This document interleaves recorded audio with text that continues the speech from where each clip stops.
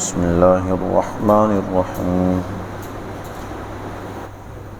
ما كان لأهل المدينة ومن حولهم من الأعراب أن يتخلفوا عن رسول الله ولا يرغبوا بأنفسهم عن نفسه ذلك بأنهم لا يصيبهم ظمأ ولا نصب ولا مخمصة في سبيل الله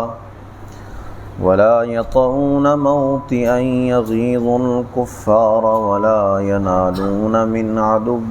نيلا إلا كتب لهم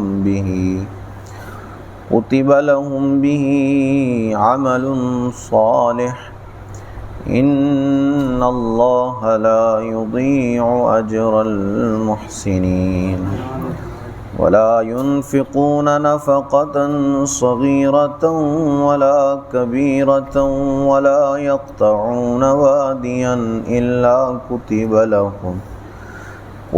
لهم ليجزيهم الله أحسن ما كانوا يعملون وما كان المؤمنون لينفروا كافة فلولا نفر من كل فرقة منهم طائفة ليتفقهوا في الدين ولينذروا قومهم إذا رجعوا إليهم لعلهم يحذرون صدق اللہ مولانا العظیم الصلاة والسلام علیک یا سیدی یا رسول اللہ وعلی آلک اصحابک یا سیدی یا حبیب اللہ الصلاة والسلام علیک یا سیدی یا نبی اللہ وعلى آلك أصحابك يا سيدي يا نور ما كان لأهل المدينة ومن حولهم من الأعراب أن يتخلفوا عن رسول الله مدینہ والوں اور ان کے ارد گرد دیہات والوں کو لائق نہ تھا کہ رسول اللہ صلی اللہ علیہ وسلم سے پیچھے بیٹھے رہتے ولا يرغبوا بأنفسهم عن نفسه اور نہ ہی یہ لائق تھا کہ اپنی جان کو ان کی جان سے پیارا سمجھتے ذالک بأنہم لا یصیبہم ظمأ ولا نصب ولا مخمصۃ فی سبیل اللہ، یہ اس لیے کہ انہیں جو پیاس یا تکلیف یا بھوک اللہ کی راہ میں پہنچتی ہے ولا یطعون موطئا یغیظ الکفار، اور جہاں ایسی جگہ قدم رکھتے ہیں جس سے کافروں کو غیظ آئے ولا ینالون من عدو نیلا، اور جو کچھ کسی دشمن کا نقصان اٹھاتے ہیں الا کتب لہم بہ عمل صالح، اس سب کے بدلے میں ان کے لیے نیک عمل لکھا جاتا ہے ان اللہ لا یضیع اجر المحسنین، بے شک اللہ نیکوں کا اجر ضائع نہیں کرتا۔ یہاں مدینہ والوں سے مراد جو مدینہ میں رہتے ہیں چاہے وہ انصار ہوں یا مہاجرین ہوں، اور حولہم سے مراد مدینہ کے ارد گرد جو بستیاں ہیں۔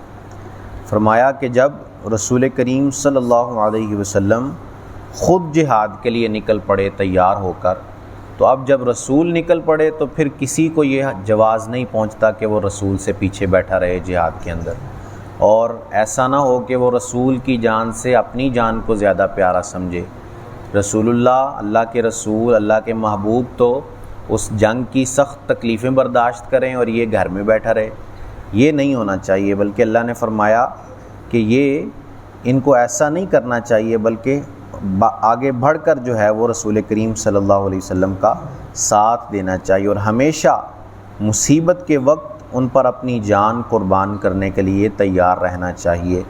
جو واقعی سچے صحابہ کرام تھے انہوں نے یہ کر کے بھی دکھایا، کئی مقامات پر انہوں نے اپنی جانوں کی پرواہ کیے بغیر رسول کریم صلی اللہ علیہ وسلم پر اپنی جان کو قربان کر دیا۔ غزوہ احد کے اندر جب معاملہ جو ہے وہ مسلمانوں کے ہاتھ سے نکل گیا اور کافروں کی طرف سے تیروں کی برسات ہو رہی تھی، اور وہ بھی رسول اللہ صلی اللہ علیہ وسلم کی جانب، تو ایک صحابی جو آپ کے ساتھ تھے وہ ایک ڈھال لیے تیروں کو روک رہے تھے، روکتے روکتے وہ ڈھال جو ہے وہ ٹوٹ گئی۔ تو اب ڈھال ٹوٹ گئی تو انہوں نے اپنے ہاتھوں سے تیروں کو روکنا شروع کر دیا، ایک بازو پر تیر کھاتے رہے حتیٰ کہ وہ بازو بالکل شل ہو گیا، بالکل جو ہے وہ نکارا ہو گیا، پھر دوسرے بازو پر جو ہے وہ آگے کھڑے ہو گئے۔ اس طرح انہوں نے اپنے جسم سے جو ہے رسول اللہ صلی اللہ علیہ وسلم کی طرف آنے والے تیروں کو روکا۔ اسی کا اللہ نے یہاں حکم دیا کہ اپنی جان سے زیادہ رسول کی جان پیاری ہونی چاہیے، کیونکہ رسول کریم صلی اللہ علیہ وسلم ہی ہمارے لیے سب کچھ ہیں۔ پھر فرمایا کہ جو بھی کسی مجاہد کو یا کسی مسلمان کو تکلیف پہنچتی ہے اللہ کی راہ میں، اس سب کے بدلے میں اللہ اس کے لیے نیک عمل لکھتا ہے۔ اس سے یہ پتہ چلتا ہے کہ ہر وہ شخص کہ جو اللہ عز و جل کی رضا کے لیے کوئی کام کرے تو اس کا اٹھنا بیٹھنا چلنا پھرنا ہر طرح جو ہے وہ عبادت شمار ہوتا ہے۔ جو اللہ کی راہ میں نکلتا ہے تو وہ چاہے اٹھے بیٹھے سوئے جو مرضی کرے، ہر ایک چیز کے بدلے میں اس کے لیے نیکی لکھی جاتی ہے۔ اور ان اللہ لا یضیع اجر المحسنین، اللہ نیکوں کا اجر ضائع نہیں کرتا بلکہ ان کو بہترین اجر عطا فرماتا ہے۔ ولا ينفقون نفقة صغيرة ولا كبيرة ولا يقطعون واديا الا كتب لهم، اور جو کچھ وہ خرچ کرتے ہیں چاہے وہ تھوڑا ہو یا زیادہ، اور جو وادی وہ طے کرتے ہیں اس کے بدلے میں ان کے لیے لکھا جاتا ہے لیجزیہم اللہ احسن ما كانوا يعملون، تاکہ اللہ ان کے سب سے بہتر کاموں کا انہیں صلہ عطا فرمائے، اجر عطا فرمائے۔ یعنی اللہ کی راہ میں نکلنا اور اس کی راہ میں مصیبتیں برداشت کرنا، اب اللہ کی راہ کے اندر مال خرچ کرنا، اس کے بارے میں فرمایا چاہے وہ تھوڑا ہو یا زیادہ،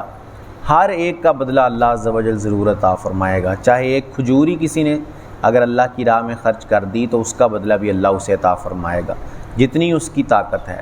میں پہلے بھی عرض کر چکا ہوں کہ مال تھوڑا یا زیادہ ہونا یہ اللہ کی بارگاہ میں اس کو نہیں دیکھا جاتا، بلکہ اللہ کی بارگاہ میں دل کے اخلاص کو دیکھا جاتا ہے، نیت کو دیکھا جاتا ہے۔ اس کے ہاں اخلاص اور تقوی جو ہے وہ بندوں کی طرف سے پہنچتا ہے۔ مال کا زیادہ ہونا یا مال کا کم ہونا، نہ ہی اسے مال کی حاجت ہے، وہ مال کی حاجت تو ہے ہی نہیں اسے کہ ہم کہیں کہ زیادہ مال دیں گے تو ہمارا مرتبہ زیادہ ہو جائے گا یا کم مال دیں گے تو مرتبہ کم ہو جائے گا۔ یہاں فرمایا چاہے تھوڑا خرچ کرو چاہے زیادہ خرچ کرو، یا جو بھی وادی تم طے کرو، یعنی جہاد میں نکلے ہو اور تمہیں مصیبتیں جو آتی ہیں ان سب کے بدلے میں اللہ عز و جل تمہیں اچھا اجر عطا فرمائے گا۔ وما کان المؤمنون لینفروا کافہ، اور مسلمانوں سے یہ تو نہیں ہو سکتا کہ سارے ہی نکل پڑیں۔ فلولا نفر من کل فرقۃ منہم طائفۃ لیتفقہوا فی الدین، تو کیوں نہ ہو کہ ان میں ہر گروہ میں سے ایک جماعت نکلے کہ وہ دین کی سمجھ حاصل کرے۔ وَلْيُنذِرُوا قَوْمَهُمْ إِذَا رَجَعُوا إِلَيْهِمْ، اور واپس آ کر اپنی قوم کو ڈر سنائیں، لَعَلَّهُمْ يَحْذَرُونَ، اس امید پر کہ وہ لوگ بچیں اور تقوی اختیار کریں۔ یہاں علم دین حاصل کرنے کے متعلق ارشاد فرمایا کہ اگرچہ یہ تو ممکن نہیں کہ سارے ہی لوگ جو ہے وہ علم حاصل کرنے کے لیے نکل پڑیں، اگر سارے ہی لوگ نکل پڑیں گے شہر خالی کر دیں گے تو حرج واقع ہوگا بہت زیادہ، اس لیے اللہ نے فرمایا کہ سارے تو نہیں نکل سکتے، لیکن ایک جماعت ایسی ہونی چاہیے جو نکلے اور جا کر جو ہے وہ دین حاصل کرے، دین کی باتیں سیکھے، علم دین سیکھ کر اپنی قوم کے پاس واپس آئے اور واپس آ کر انہیں جو ہے وہ دین کی باتیں سکھائے۔ ایسا ہی ہوتا تھا کہ رسول کریم صلی اللہ علیہ وسلم مدینہ میں تشریف فرما ہوتے تھے۔ اب چونکہ عرب کے قبیلے جو تھے وہ نئے نئے مسلمان ہو رہے تھے تو انہیں اتنی باتیں پتہ نہیں تھیں اسلام کی، تو وہ سارے قبیلے جو تھے وہ اپنے جماعت ایک بنا کر، یعنی 10-15 بندوں کا ایک وفد بنا کر رسول کریم صلی اللہ علیہ وسلم کے پاس بھیجتے، اور وہ یہاں حضور کے پاس رہ کر حضور سے دین کی باتیں سیکھتے، علم دین سیکھتے، اور واپس جا کر جو ہے وہ اپنی قوم کو پھر دین سکھایا کرتے۔ اب یہ رسول کریم صلی اللہ علیہ وسلم کا معجزہ بھی ہے اس کے اندر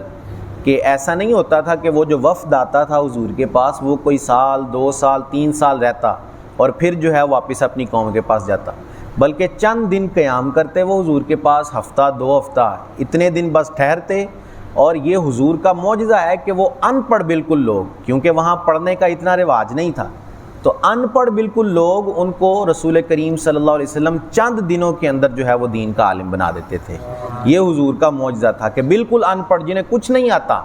لیکن حضور صلی اللہ علیہ وسلم انہیں چند دنوں کے اندر ہی جو ہے وہ دین کی باتیں سکھا کر ان کی قوم کی طرف رہنما بنا کر بھیج دیتے تھے۔ یہ اللہ عز و جل نے آپ صلی اللہ تعالی وسلم کو معجزہ عطا فرمایا۔ تو اس سے یہ واضح ہو گیا کہ علم دین کے لیے جو ہے وہ نکلنا چاہیے، اللہ کی راہ میں، دین کی راہ میں نکلنا چاہیے، دین سیکھنے کے لیے، کیونکہ رسول کریم صلی اللہ علیہ وسلم نے ارشاد فرمایا جو علم دین سیکھنے کے لیے نکلا تو اللہ اس کے لیے جنت کا راستہ آسان کر دیتا ہے۔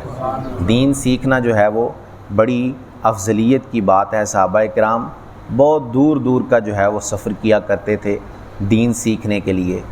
ایک سیدنا ابو ایوب انصاری رضی اللہ تعالیٰ عنہ، آپ بہت جلیل القدر صحابی ہیں، بڑے صحابہ کے اندر آپ کا شمار ہوتا ہے۔ آپ کو ایک حدیث یاد تھی، اب آپ کے حافظے پر یا آپ کی جو ہے وہ عدالت پر کوئی شک نہیں کیا جا سکتا کہ آپ معاذ اللہ جھوٹ بولیں گے یا کیا، لیکن پھر بھی اس حدیث کی تصدیق کرنے کے لیے آپ کو یہ معلوم ہوا کہ میں نے بھی یہ حدیث سنی ہے اور ایک اور صحابی سیدنا عقبہ بن عامر، انہوں نے بھی یہی حدیث حضور پاک سے سنی ہوئی ہے، تو صرف تصدیق کرنے کے لیے کہ میں نے سنی ہے، جو ایک اور بندہ شامل ہو جائے گا تو بات اور زیادہ پختہ ہو جائے گی،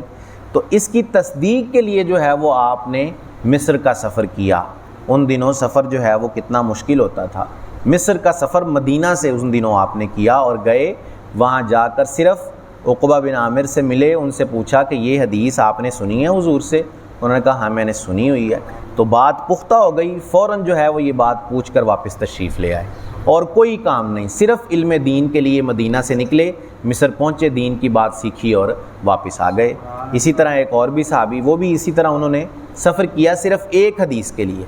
انہیں پتہ چلا کہ کوئی صحابی ہیں فلاں ملک کے اندر اور وہ ایک حدیث بیان کرتے ہیں رسول کریم صلی اللہ علیہ وسلم کی، وہ گئے اور ان سے جا کر ایک حدیث سنی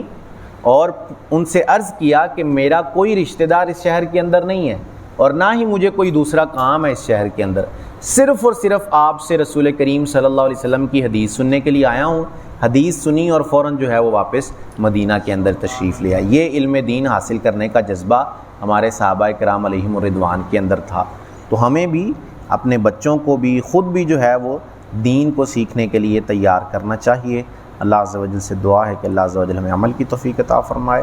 آمین بجاہ خاتم النبیین صلی اللہ علیہ وسلم۔ اللہم صلی علی سیدنا و مولانا محمد مبارک وسلم علیہ۔ اللہم ربنا آتنا فی الدنیا حسنۃ وفی الآخرۃ حسنۃ وقنا عذاب النار۔ اللہم ربنا تقبل منا انک انت السمیع العلیم وتب علینا انک انت التواب الرحیم۔ یا الہ العالمین، نماز فجر ادا کرنا، درس کرنا، سننا اپنی بارگاہ میں قبول فرما، غلطیاں کوتاہیاں اپنے فضل و کرم سے معاف فرما، ہم سب کی، ہمارے ماں باپ کی اور رسول کریم صلی اللہ علیہ وسلم کی ساری امت کی بخشش فرما، ہم سب کو خلوص و استقامت سے 5 وقت باجماعت نماز پڑھنے کی توفیق عطا فرما، ہم سب کا خاتمہ بالایمان فرما، ہم سب پر اپنی نظر رحمت فرما۔ وصلی اللہ تعالی علی حبیبہ سیدنا و مولانا محمد وعلی آلہ واصحابہ اجمعین برحمتک یا ارحم الراحمین۔